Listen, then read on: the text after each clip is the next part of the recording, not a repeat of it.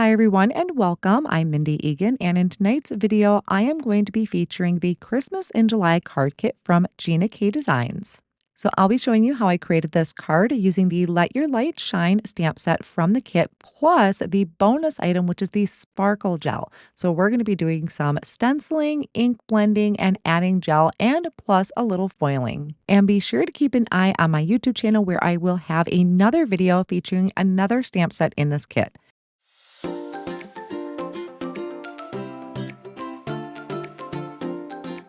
So let's check out the Christmas in July card kit. So you are getting two beautiful large stamp sets. They're coordinating dies.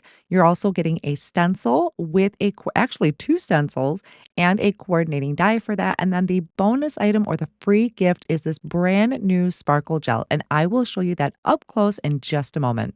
Here is the stamp set, Let Your Light Shine, and it has all of these beautiful sentiments, but also a string of lights. Now, the actual lights are going to be on the stencil. That is how you are going to create your lights. So here's the stencil. You have coordinating dies for everything. And then if you would like the Polyglaze, that is sold separately from the kit. Now, I just had to add a little extra shine to my project, so I am going to be using the Let Your Light Shine Polyglaze, and I am using a large pair of scissors to trim out the sentiment and also the strand of lights that I want to use for my project.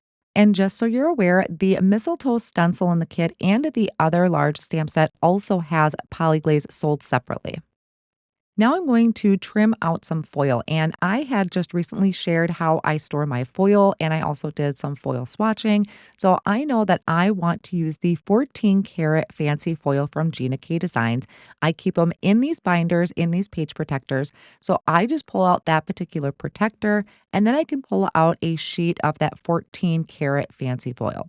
A couple things when I am trimming down my fancy foil, I do recommend a large pair of scissors. And also, I recommend making sure that they are clean, meaning take an adhesive eraser to them. You don't want any sticky residue on your scissors. It's just going to make cutting your foil a lot easier. Now I have my pieces trimmed out to fit the two panels that I want to foil, and I'm just going to slide that packet of foil back into my page protector.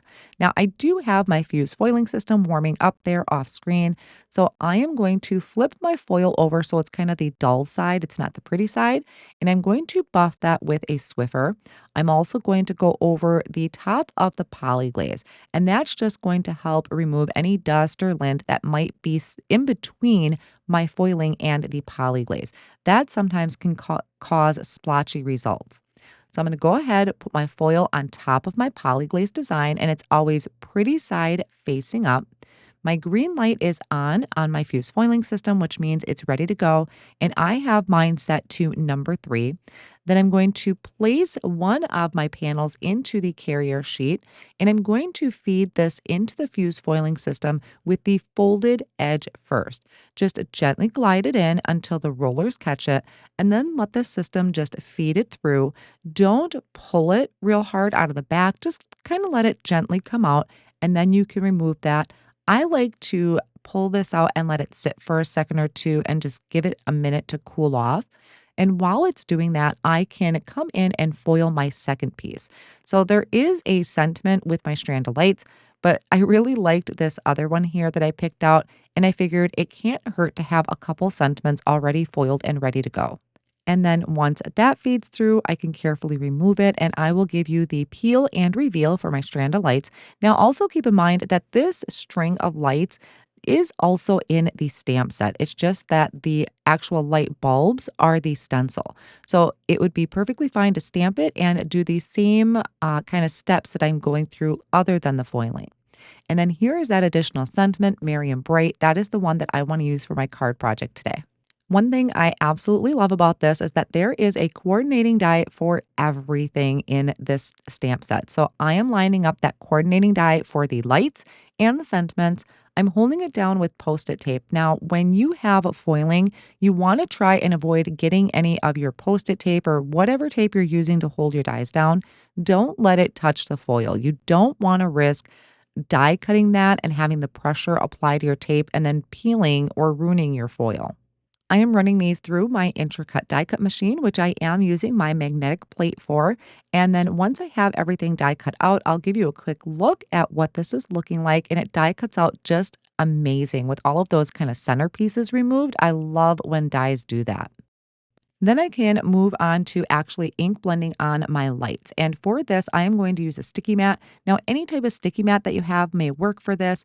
I happen to be using I think this is the double background 2 from Gina K Designs. She has a couple of them. And what this is there's literally two backgrounds on the other side.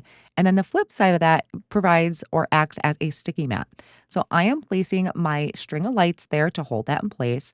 I place the stencil over the top, and I am going to be using my detail blending brushes to do that, which I just keep in this little canning jar. I figured it'd also be a lot easier to use my ink cubes today to do my ink blending, since these are pretty small areas to blend. I feel like I didn't need to dig out my full size ink pads for this. So I'm going to go, or I'm going to try and go in a rainbow order to do this. And some of these light bulbs get pretty close together and you really don't need a lot of ink. So I do start with red. I believe that that was Red Hot. I am going to have the exact colors listed down below in the video description and over on my blog. So be sure to check that out. Now, the next color I'm going in with is a butterscotch. And you may think that I skipped my rainbow order, but I'm following the string of lights because they loop around each other a little bit. Then I have here a lucky clover. Of course, trying to be really careful because I don't really want those colors to mix with the yellow. So you do need to be slightly careful. Then I have a blue sky, which is going to be a really nice bright blue. From Blue Sky, I'm going to come in with medium orchid, and I'm trying to keep my ink pads kind of in the exact order off on the side, and the same thing with my blending brushes, so I don't risk mixing the wrong brush with the wrong ink pad. Now, as I was getting closer, I noticed that the reds would be next to each other, so I brought in a pink.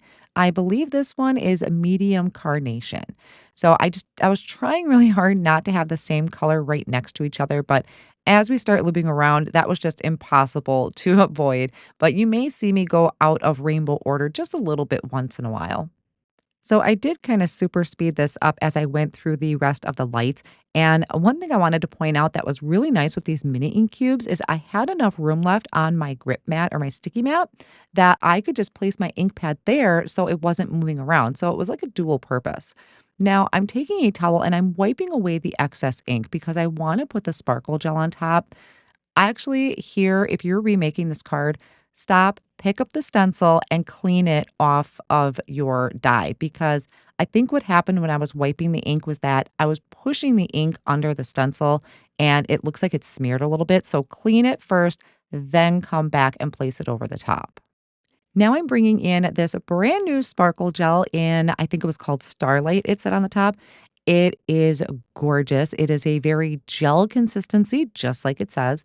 And honestly, I think it kind of smells like a fresh, I don't know if I want to say dish soap, but it's a fresh soapy smell. It's not intoxicating. It just smells very clean. Now, as I take my palette knife, you can see it kind of has a little bounce to it. One thing that happens with the gel, it is gorgeous going on. It's very smooth going on. It's not gritty, but it does take a little bit longer to dry. So keep that in mind as there is a little bit longer dry time. Now, also, when you're taking this out of the container, I wouldn't take any more than you really need to at first because if you're applying this over an ink, you could possibly contaminate it, meaning that some of that ink color is going to get into the sparkle gel and you can't take that back and put that back in your jar. Now, I also wanted to show you how I am cleaning this because I didn't want to run to my sink. I didn't want to have a tub of water on my desk. So here I have a baby wipe placed down on my glass surface down there on the left-hand side of the screen. And I'm taking a baby wipe and just wiping away that gel. It was really easy to clean up. I could do it pretty quick and fast. And I'll also flip it over, wipe the other side, and then dry it with a towel. So I don't have to worry about any cleanup later on or any gel drying on my stencil. So I picked that up from my sticky mat with my tweezers and I'm going to set that off on the side to dry.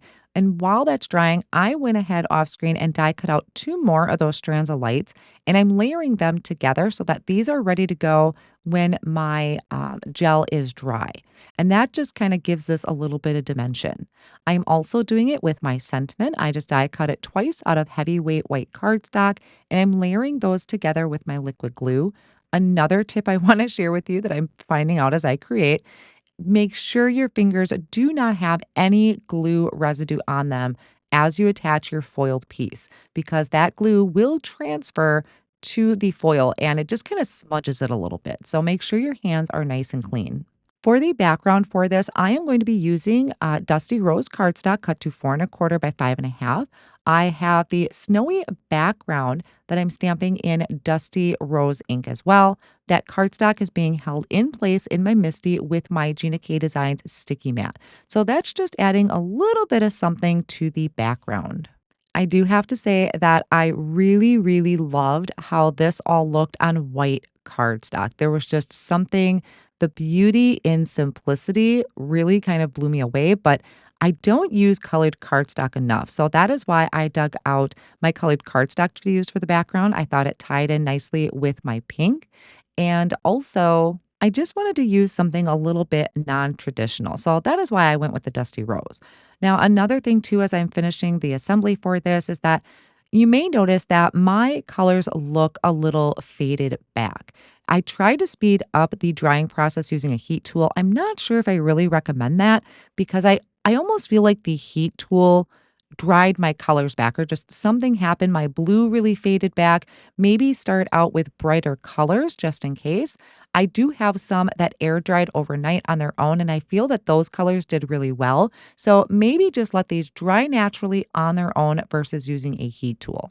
So there is my finished card project featuring the Let Your Light Shine stamp set from the Christmas in July card kit from Gina K Designs.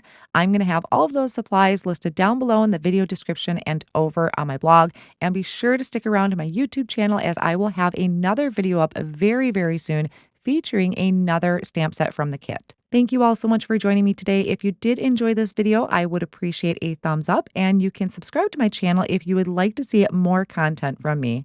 Thanks again, and see you soon.